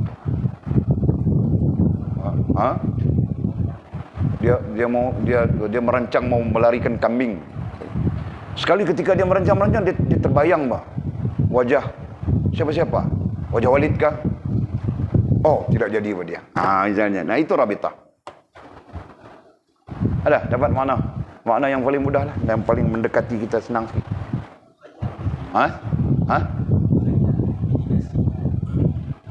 Mengimajinasikan lah. Itu saya pakai perkataan khayal di terungan, kan? Mana dia mengimajinasikan seseorang. Kalau orang berarti seseorang, itu kan? Dalam hal ini dia bukan mengimajinasikan orang. Kita cuma menyebut perkataan rabitah itu untuk kita kaitkan dengan ketika dia nak melakukan perkara yang diharamkan oleh Allah SWT, dia mengimajinasikan neraka, dia mengimajinasikan azab sengsara, dia mengimajinasikan seksa. Itu maksudnya. Faham kan? Nah, itu juga dikategorikan sebagai zikr. Jelas ya? Jadi yang mubasyarah tadi, yang nomor satu tadi mubasyarah, berarti kita menyebut lafaz. Subhanallah, alhamdulillah, Allah akbar, la haula wala quwwata illa billah, la ilaha illallah sebagainya. Nah, itu ada dalilnya ya, ada ayat-ayatnya, ada hadis-hadis baginda Nabi sallallahu alaihi wasallam, amalan salafus saleh dan sebagainya. Nah, itu mubasyarah. Yang ini rabitah dipanggil. Nah, kita mengimajinasikan sesuatu yang menegah kita daripada melakukan perkara-perkara yang diharamkan oleh Allah SWT. Nah, itu juga termasuk dalam klasifikasi zikr. Ya. Nah, ini berarti dalam apa keadaan pun kita boleh berzikir kepada Allah SWT kan. Nah, kita mau pergi beli ikan, tengok orang yang datang beli ikan itu, si perempuan-perempuan itu, Masya Allah. Kita itu, astagfirullahaladzim. Nah, kita membayangkan nanti dalam kita diazab oleh Allah SWT jika melihatnya. Nah, itu juga dikategorikan sebagai zikir. Paham tak? Selain daripada menyebut dan sebagainya. Jelas? Masya Allah. Maha Rahman Allah, Maha Rahim Allah. Menjadikan setiap gerak-geri kita boleh jadi zikir semuanya. Itu kan? Setiap keadaan kita boleh jadi zikir semuanya. Tinggal kita saja yang tidak mau, kan? Tidak mengikat, menambat diri kita dengan keadaan-keadaan zikir itu mungkin. Nah, lara saja. Pagi, petang, siang, malam, lara saja. Allah, Masya Allah. Nah, di sana faham sudah ya? Ada pertanyaan kah? Paragraf itu.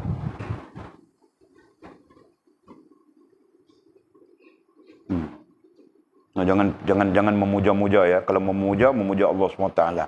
Nah, nantinya manusia puji saja. Kau ada istri, nah kau boleh puji istri, tapi kau jangan puja ya. Nah, sehebat manapun istrimu, secanggih manapun dia, nah kan? Nah, kau cuma boleh puji, jangan puja ya. Puja untuk Allah Subhanahu Wa Taala. Paham, Jul? Paham kau orang tahu? Nah, kau nanti jangan kau puja-puja bini kau. Kau mau puji saja, kau cantik. Kau lah yang tercantik. Di dunia ini tidak ada yang cantik melainkan kau saja. Nah, itu harus. Lepas itu kau mau ayat macam mana itu terserah kau. Kaulah permaisuri. Kaulah, terserah kau. Lepas itu, kalau kau bilang kaulah permaisuri, kaulah putri, kaulah segala kan. Nah, lepas itu kau siap duit banyak-banyak, apa kasih dia? Dia mau beli bedak, dia mau beli lipstick, dia mau beli itu, dia mau beli ini, kau tahu tak? Kerana kau salah puji. Okey. Diriwayatkan bahawa setiap nyawa keluar, diriwayatkan. Riwayat dari mana? Ada hadisnya, Al-Qurannya ada, hadisnya ada. Tapi Al-Quran dia tidak tidak apa ya, maknanya bukan maknanya, tidak memberi makna maksud yang terus begitu. Ya. Nah, Al-Quran menyatakan azab dan sebagainya secara umum, ya. Tapi ada hadis ya yang menyatakan secara khusus. Ya. Jadi kalau mau lihat hadis-hadis itu nanti lihat saja di dalam Al-Mustadrak Al-Imam Hakim dan Al-Hilyah Imam Abu Nu'aim. Mudah-mudahan Allah merahmati mereka keduanya. Nah, mereka merakamkan banyak hadis-hadis seperti tentang ini, ya, sebagai tazkirah kepada umat. Nah, kita juga baca sudah hadis ini dalam kitab apa? Dalam kitab Asharul Ma'asi ada juga kan? Hadis-hadis tentang azabnya ketika nyawa mau keluar daripada badan, ketika masuk ke dalam kubur. Jadi berarti kita jumpa sudah sedikit sebanyak hadis-hadis itu. Okey. Jadi kata musannif diriwayatkan daripada hadis baginda Nabi sallallahu alaihi wasallam bahwa setiap nyawa yang keluar daripada dunia dalam keadaan haus. Nah, nyawa keluar daripada dunia, maksudnya dunia nyata. Ya. Keluar daripada dunia dunia nyata. Dalam bahasa Arab dipanggil alam syahadah. Ya. Nah, istilah kita dunia nyata, alam nyata. Kalau istilah Arabnya dipanggil alam juga ya, syahadah. Ya, itu istilah Arab. Jadi ruh nanti kembali ke alam syahadah. Kembali ke alam ghaib, bukan alam syahadah, silap. Alam nyata itu adalah alam syahadah. Ya, hidup adalah alam syahadah. Ya, kemudian mati kita, ruh nanti keluar, dia kembali ke alam ghaib. Karena ruh itu sifatnya adalah ghaib. Okey. Jadi katanya, setiap nyawa keluar daripada dunia, alam syahadah. Ya. Dalam keadaan haus. Nah, keluarnya dalam keadaan haus. Dahaga. Haus, dahaga. Keluarnya dalam keadaan dahaga. Ada hadis yang menyatakan, dahaga yang sekira-kira tidak ada minuman yang mampu menghilangkan hausnya. Ada yang mengatakan begitu. Bahkan dalam periwayatan hadis mengatakan ketika nyawa berada di halqum, berarti ketika nazak, ketika sakaratul maut. Nah, di situ bermula sudah. Ya, tidak ada makanan yang mampu memuaskannya, tidak ada minuman yang mampu memuaskannya. Bermula sudah di situ. Allah, ya Allah, na'udzubillah min dzalik. Ya kan? Haus. Kecuali nyawa orang yang berzikir kepada Allah Azza wa Jalla. Kecuali nyawa orang yang berzikir kepada Allah Azza wa Jalla, Allah Subhanahu wa taala. Nah, berarti orang yang berzikir di situ klasifikasinya adalah ahlul dzikr. Babitkan di situ. Orang yang berzikir ahlul dzikr. Nah, bukan orang yang zikir hari ini 3 bulan kemudian baru zikir, kan? 3 bulan kemudian zikir, 3 hari, tahun depan lagi baru zikir. Nah, itu bukan ahlul zikir. Yang dimaksudkan di sini adalah ahlul zikir. Ya, orang yang membawa zikir itu dalam hidupnya. Orang yang hidupnya hidup zikir. Orang yang zikir hidup di dalam dirinya. Nah, itu istilah-istilah terkait dengan periwayatan ini. Nah, karena itulah, ya, kalau kita mengkaji para sahabat Nabi ada zikirnya tersendiri. Dan zikir itulah kemudian diriwayatkan menjadi tarikat. Tahukah? Nah, datang tarikat Naqsyabandi sebagai contoh. Wali tidak mencampur urusan penyelewengan kemudian, ya, tapi dari segi jalur. Nah, Naqsyabandi daripada jalur Sayyidina Abu Bakar Siddiq rahimallahu taala, radhiyallahu taala anhu. Ya, nah itu contoh. Berarti mereka Al-Imam Burhanuddin Naqsyabandi sebagai orang yang meriwayatkan sanad hadisnya sampai kepada Abu Bakar tentang zikir-zikir. Faham tak? Nah, itu. Kemudian tarikat apa? Syazaliyah misalnya. Imam Syazali, Imam Abdul Hasan Syazali rahimahullah taala. Nah, mereka dia meriwayatkan sanad hadisnya sampai kepada jalur Umar. Betul kan? Nah, yang lain sampai kepada jalur Uthman, yang lain sampai kepada jalur Ali. Nah, ada pula yang sampai kepada jalur sahabat-sahabat yang lain, ya, sahabat-sahabat aqrabin baginda Nabi SAW yang lain. Nah, begitu. Jadi kemunculan tariqah yang kita sebutkan itu adalah berjalurkan kepada sahabat-sahabat baginda Nabi SAW dalam hal zikir. Faham tak? Nah, begitu. Di Abdul Qadir Jailani sebagai contoh. Nah, jalurnya kepada Ali, kepada Sayyidina Ali karamallahu wajah. Begitu. Faham tak? Jadi macam-macam. Nah, jangan sampai kita tidak tahu ujung pangkal. Nah, kita pun orang bilang bid'ah, kita pun bid'ah. Padahal kita tidak pernah mengkaji hadis-hadis tentang zikir. Betul kan? Nah. Okey.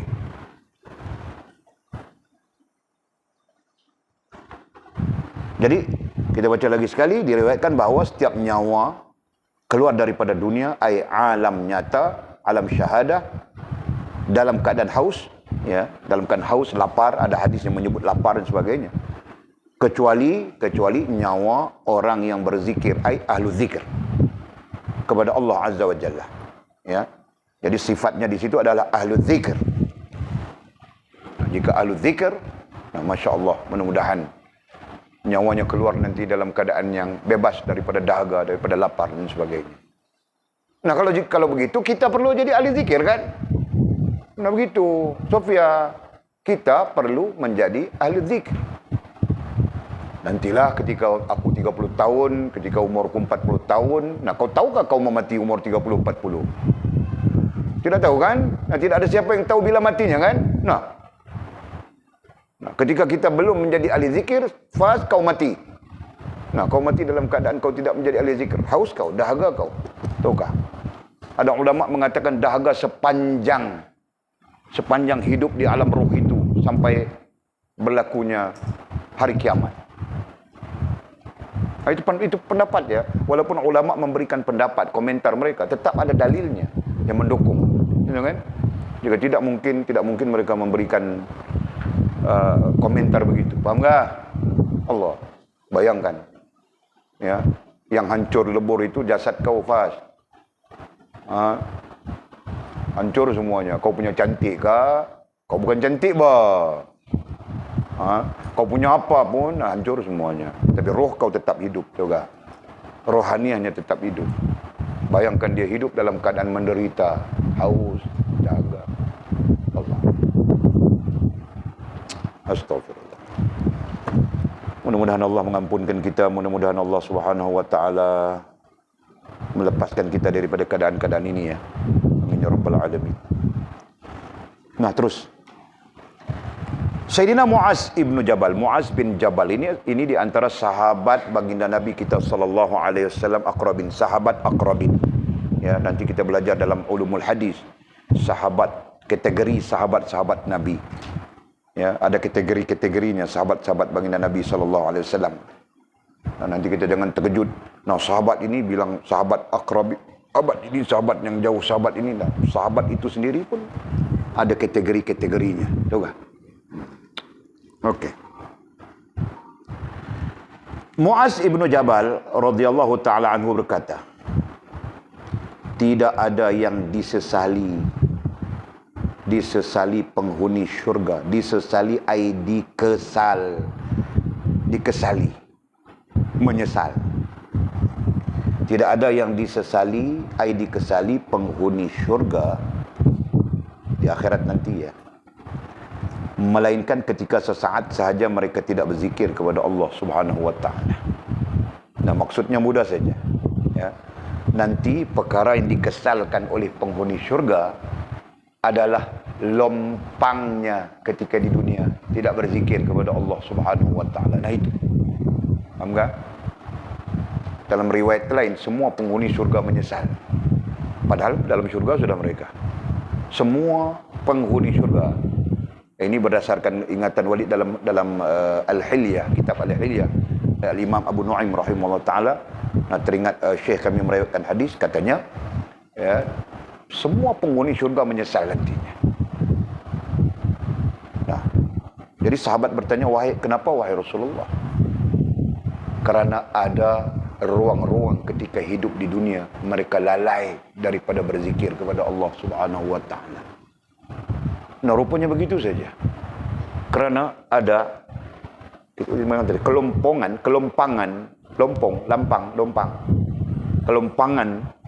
dalam hidupnya, ini hidup kita sebut tadi kan.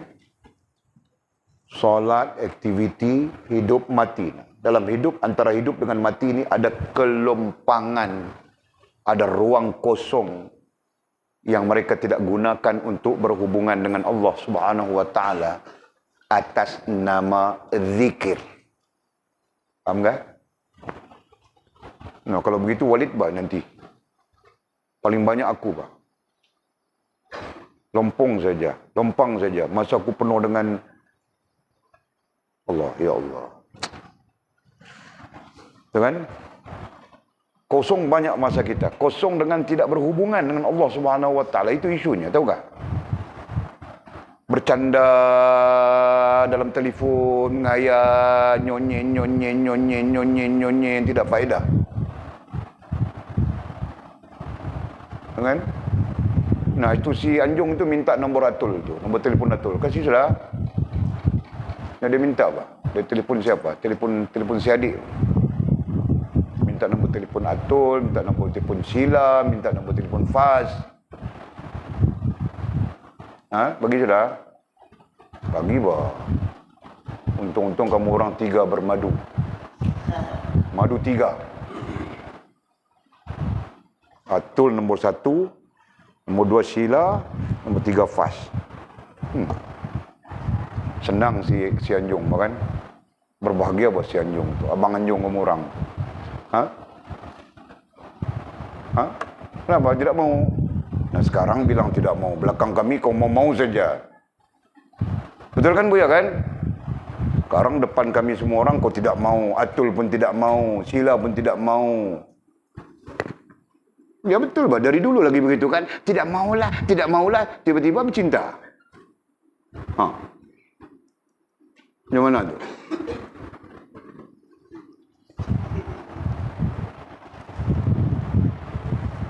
Okey. Cantik kan? Jul? Anjung, bini pertamanya Atul. Bini keduanya Sila. Bini ketiganya Faz. Cantik kan? Wah. Kita doalah. Ini malam nanti kita baca doa.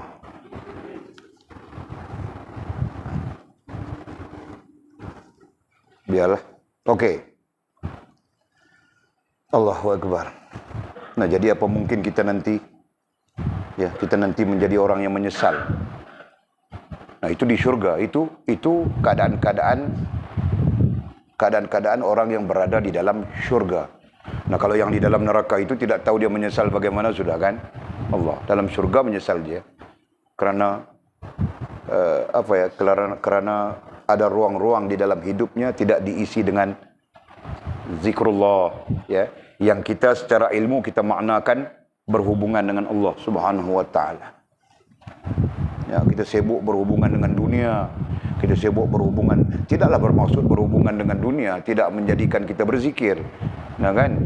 Jadi maksudnya kita cenderung kepada sesuatu yang kita banyak cenderung kepada sesuatu yang tidak menghubungkan kita dengan Allah Subhanahu wa taala. Nah, itu maksudnya. Kan? Ya Allah, mudah-mudahan kita selamat. Terus Rasulullah sallallahu alaihi wasallam bersabda, tidak duduk suatu kaum. Nah, teks asalnya adalah suatu kaum. Sebab datang kaum itu dengan isim ma'rifah itu. Qaumun. Tidak duduk suatu kaum di dalam sebuah majlis sambil berzikir kepada Allah Azza wa Jalla, melainkan para malaikat mengelilingi mereka. Satu kaum. Nah, ini bahasa Arab ya. Arab ini lazim mereka menggunakan perkataan kaum bagi menggambarkan satu community.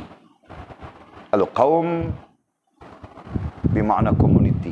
Al-qaum dengan makna community. Kelompok. Ya. Nah, itu.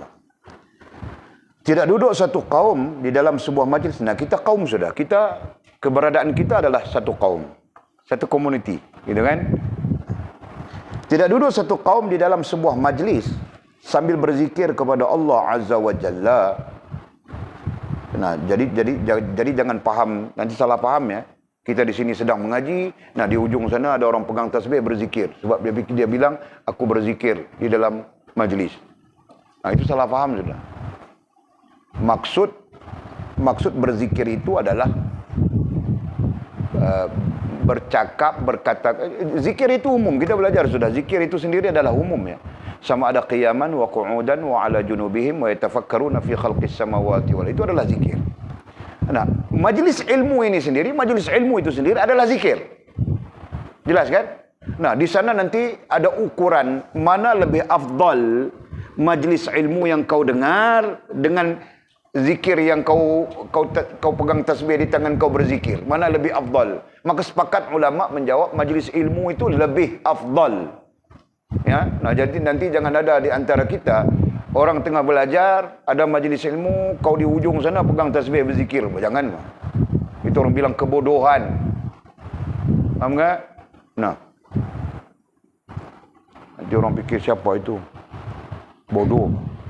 Orang tidak cakap kau bodoh, tapi dari dia orang fikir bodoh dia itu. Kan? Nah, kenapa? Kau sibuk mau zikir-zikir, sedangkan di sini majlis zikir itu lebih besar. Nah, begitu. Faham tak? Nah, duduk di dalam majlis ilmu itu. Jadi hadisnya tidak duduk satu kaum di dalam sebuah majlis sambil berzikir kepada Allah Azza wa Jalla, melainkan para malaikat mengelilingi mereka. Para malaikat mengelilingi mereka. Dalam tafsir hadis, para malaikat mengelilingi mereka dengan maksud memohon keampunan kepada mereka.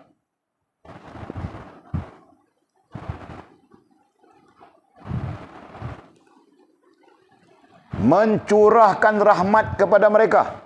Mencurahkan rahmat kepada mereka termasuk memohon rahmat kepada mereka. Nah, malaikat tidak boleh curah rahmat kerana rahmat itu bukan milik malaikat. Rahmat itu milik Allah Subhanahu wa taala. Jadi maknanya perlu tepatnya malaikat mengelilingi mereka dengan makna mendoakan mereka. Mencurahkan rahmat kepada mereka sama saja maknanya, mendoakan mereka. Mendoakan mereka supaya mendapat rahmat Allah. Dan Allah Subhanahu wa taala pun menyebut mereka. Dan Allah Subhanahu wa taala pun menyebut nama-nama mereka. Menyebut nama-nama mereka. Di situ komentar para ulama mengatakan Allah Subhanahu wa taala menyebut nama-nama mereka kepada malaikatnya. Ini ada kan di kalangan malaikatnya yang ada di sisinya itu. Allah Subhanahu wa taala pun menyebut mereka di kalangan para malaikat yang ada di sisinya. Berarti Allah SWT menyebut nama-nama orang yang berada di dalam majlis zikrullah itu kepada para malaikatnya. Jadi seolah-olah Allah sebut, kau lihat si Mizi itu bagus bah orangnya. Kau lihat si Sofia itu bagus bah orangnya. Nah, Allah SWT menyebut namanya kepada malaikat. Menyebut itu ada ulama mentafsirkan dengan makna memuji. Nah, ya Allah memuji hamba-hambanya yang berada di dalam majlis zikir. Memuji kepada siapa? Memuji kepada malaikat-malaikatnya. Nah, lihat Mizi, kata Allah SWT. Wahai para malaikat, nak kau lihat Mizi itu, bagus buat dia. Kau lihat si Rantau itu, kau lihat si Ekal itu, bagus buat dia. Walaupun dia tidak ikut kitab, dia sandar saja, tapi dia dengar bah majlis ilmu. Nah, begitu bah, kan? Nah, para malaikat pun mendoakan rahmat kepada Ekal.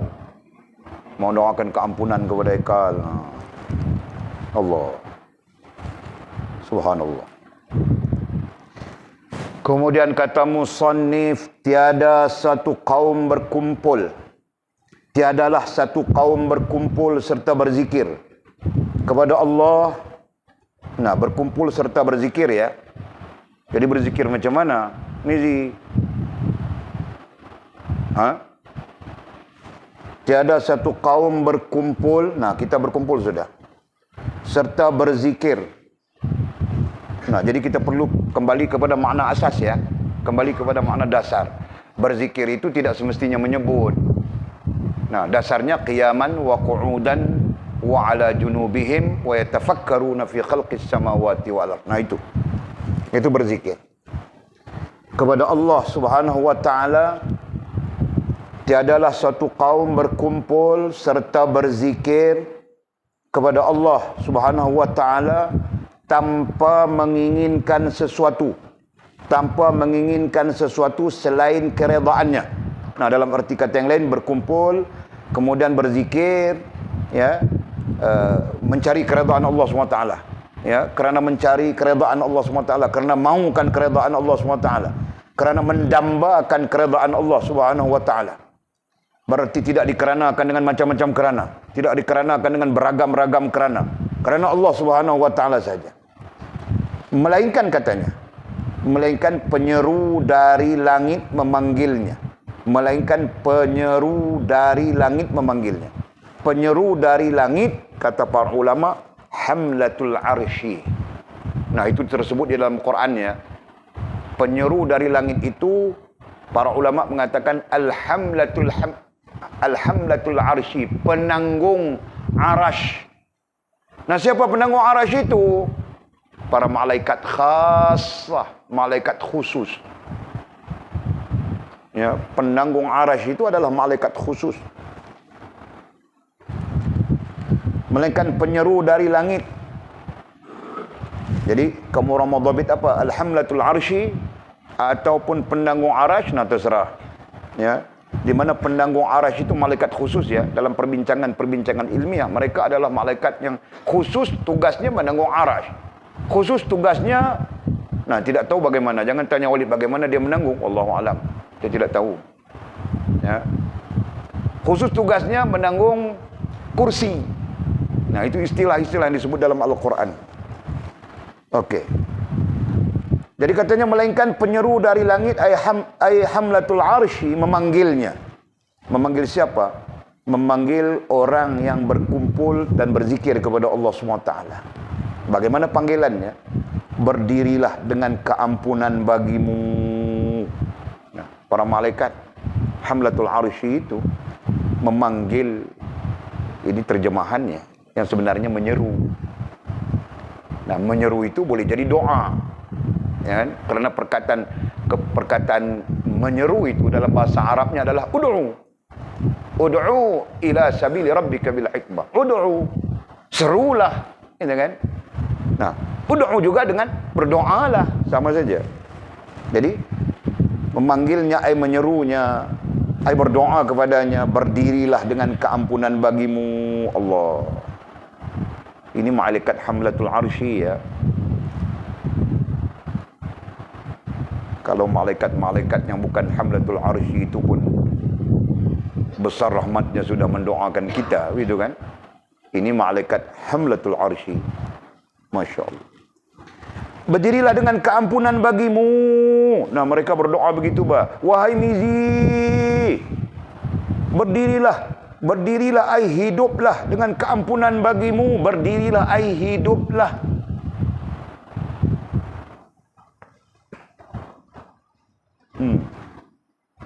Berdirilah dengan keampunan bagimu. Allah, malaikat hamlatul arsy berdoa begitu, bah. Wahai Mizi, hiduplah dengan keampunan bagimu. Nah, malaikat jadi mengamin, amin ya Rabb, amin ya Rabb, amin ya Rabb. Demikian kata Nabi SAW. Nah, para malaikat mengaminkan semuanya. Amin ya Rabb, perkenankanlah ya Rabb, perkenankanlah ya Rabb.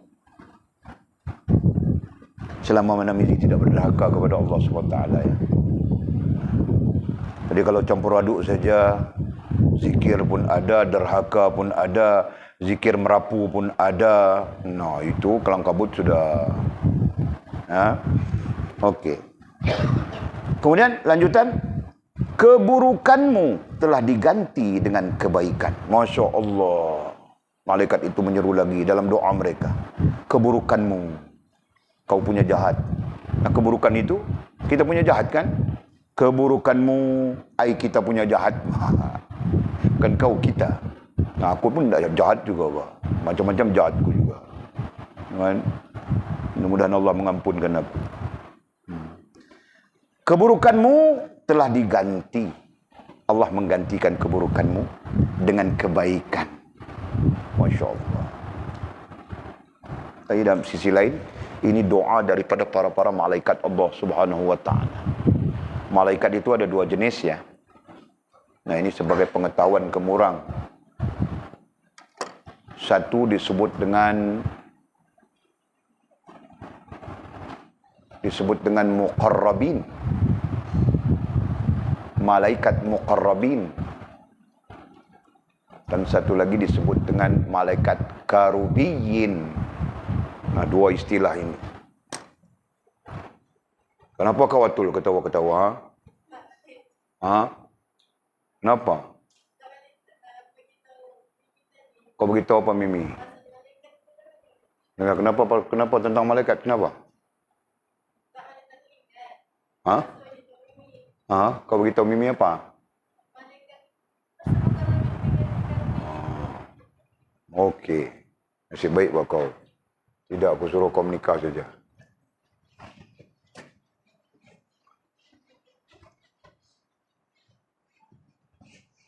Okey.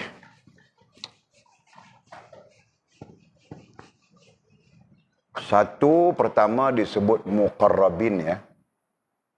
Kita kena sampai masa nanti kita tulis jawi ya. Yang kedua disebut karubiyin.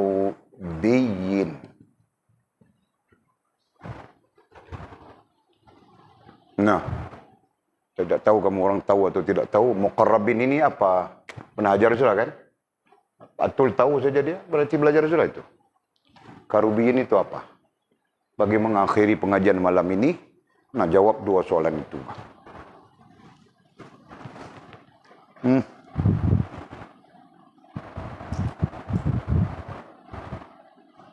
Atul. Ya, muqarrabin itu apa? Malaikat muqarrabin. Nah, apa?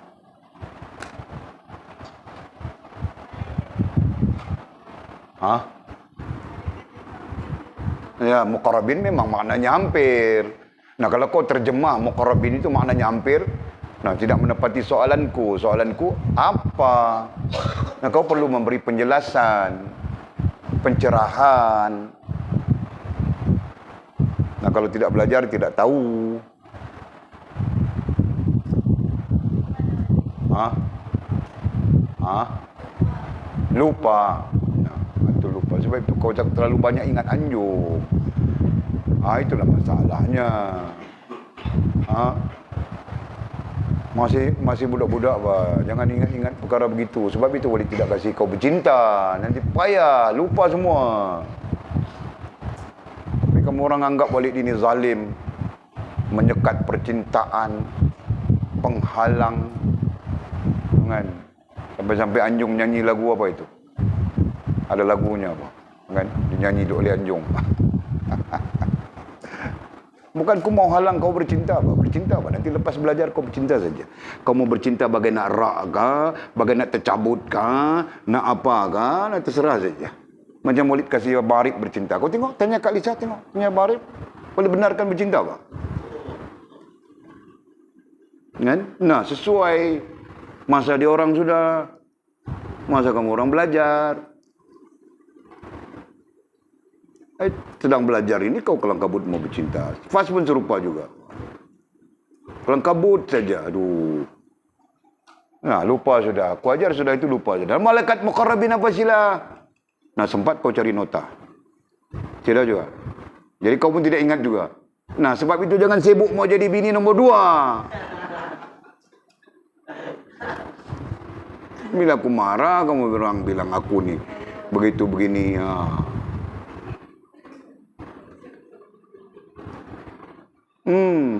Fat. Nak kau? Tidak tahu juga. Sibuk mau jadi bini nombor 3. Itu sebabnya. Nak kau Lina? Kau mau jadi bini nombor berapa pula? Aduh. Allah, ya Allah. Anak-anak. Kau Sofia tahukah? Walid tidak ajar lagi kah? Kalau Walid tidak ajar, daripada mana kau tahu Atul? Walid pernah sebut, tapi tidak aku ceritakan lagi. Nah, kamu orang sepakat begitu? Kau ajar sudah Mizi? Was-was? Yang was-was itu nanti kena rotan teruk, tahu kah? Nah, kau ajar kah belum nih?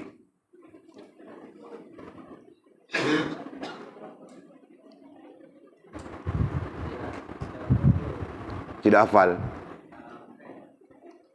Nah, persoalanku senang saja. Ku ajar atau belum? Nah, itu ku tanya. Ha? Ajar sudah? Nah.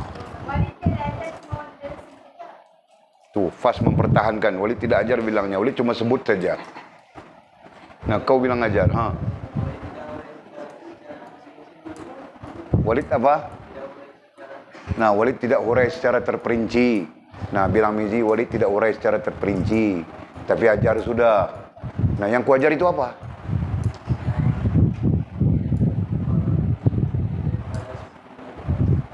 Nah, kalau begitu betul, Mamizi. Dia orang ini bilang ku tidak ajar lagi. Pandai kamu orang ya, sepakatnya. Sepakat buat taik, tahu gak? Nah, Mizi sebut tadi, malaikat muqarrabin adalah malaikat yang 10 yang wajib diketahui ya. Nah, itu bilang malaikat muqarrabin.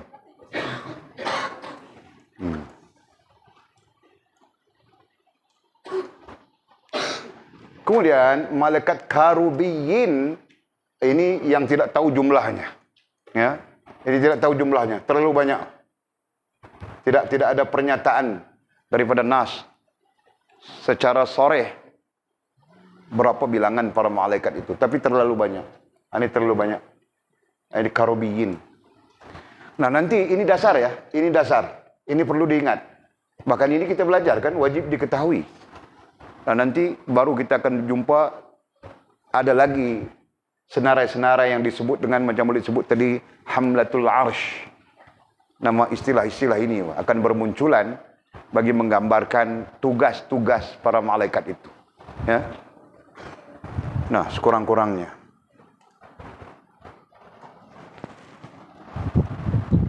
Oke, kita jam berapa sudah? Jam 10 sudah, Masya Allah. Oke, baca yang terakhir ini ya.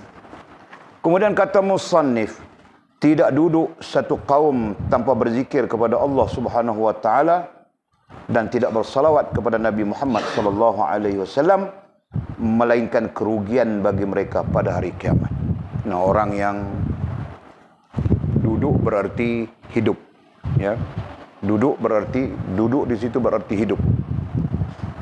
Karena perkataannya bukan jalasa jalisan, bukan. Kan? Perkataannya adalah hayatan. Tidak duduk satu kaum, tidak duduk hidup satu kaum tanpa berzikir kepada Allah Subhanahu wa taala dan tidak bersalawat kepada baginda Nabi Muhammad sallallahu alaihi wasallam melainkan kerugian bagi mereka pada hari kiamat. Nah, rugi saja pada hari kiamat, nanti bangkit rugi, penuh dengan kerugian. Ya. Nah, syukur pada Allah SWT kita berada di dalam keadaan-keadaan berzikir. Mudah-mudahan Allah SWT menerima kita. Ya, mudah-mudahan Allah melimpahkan kepada kita kebaikan-kebaikan sesuai dengan zikir kita. Kemudian ada satu hadis terakhir. Majlis kebaikan menghapuskan bagi orang mukmin 2 juta majlis keburukan. Majlis kebaikan, 1 majlis kebaikan menghapuskan bagi orang mukmin. Majlis kebaikan itu apa? Zikir kan? Majlis yang zikir. Majlis yang menghubungkan kita dengan Allah Subhanahu wa taala. Begitu. Menghapuskan bagi orang mukmin. Nah, jika kita orang yang beriman, majlis seperti itu akan menghapuskan 2 juta majlis keburukan. Nah, oleh tidak ingat bahwa hadis ini bagaimana bunyi matannya. Sebab sebutannya juta. Yang menjadi kekeliruan adalah juta. Boleh tidak tahu juta itu juta apa, kan? Tapi yang penting kita faham setiap kebaikan, setiap majlis kebaikan menghapuskan majlis-majlis keburukan yang pernah kita berada di dalamnya. Nah, itu seperti mana kebaikan menghapuskan dosa, sama saja sifatnya. Okey. Nah, kita sambung nanti. Abu Hurairah radhiyallahu taala anhu berkata, wallahu a'lamu bis-shawabi atau kama qala.